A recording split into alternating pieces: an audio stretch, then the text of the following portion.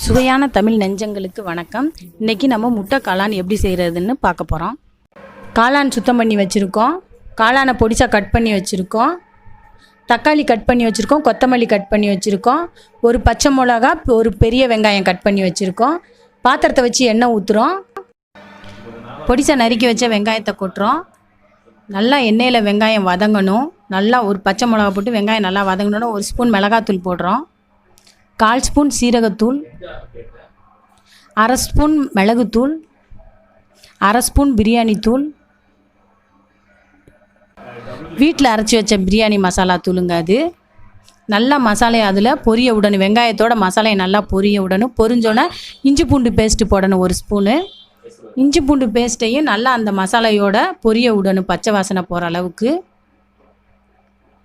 நல்லா பொரியும் போதே தக்காளி ஒரு தக்காளி கட் பண்ணி வச்சதை அதோட கொட்டுறோம்.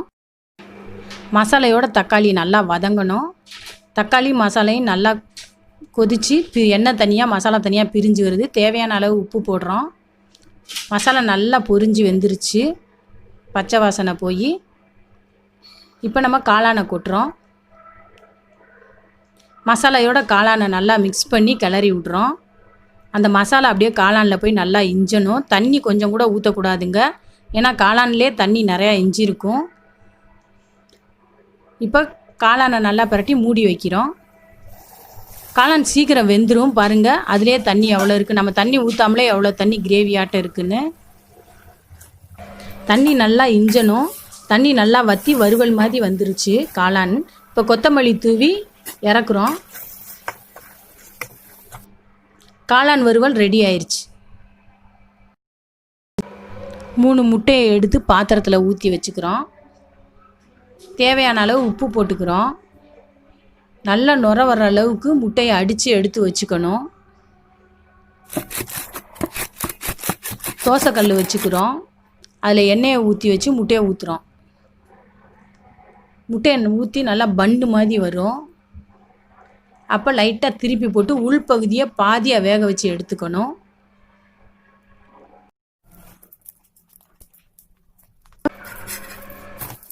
வறுவல் பண்ணி வச்சுருக்க காளானை முட்டை மேலே பரவலாக நம்ம தேய்ச்சி விட்றோம். எல்லா பக்கமும் நல்லா பரவலாக தேய்ச்சி விட்றோம். இந்த முட்டை காளான் வேறு லெவல் டேஸ்ட்டில் இருக்கும், அருமையாக இருக்கும். நீங்கள் வீட்டில் சமைச்சு கண்டிப்பாக அந்த டேஸ்ட்டை ருசித்து பாருங்கள்.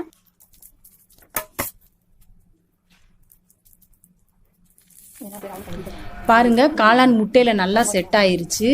இப்போ நம்ம அப்படியே சுருள் பண்ணுறோம். சுருள் பண்ணியாச்சு. இப்போ காளான் முட்டை ரெடி ஆயிருச்சுங்க. அனைவருக்கும் சுதந்திர தின நல்வாழ்த்துக்கள். காளான் முட்டையை கண்டிப்பாக சமைச்சு சாப்பிட்டு பாருங்கள். பிடிச்சிருந்தா லைக் பண்ணுங்கள். திருமதி குக் சேனலுக்கு சப்ஸ்கிரைப் பண்ணுங்கள். மறக்காமல் பெல் பட்டனை கிளிக் பண்ணுங்கள். நன்றி.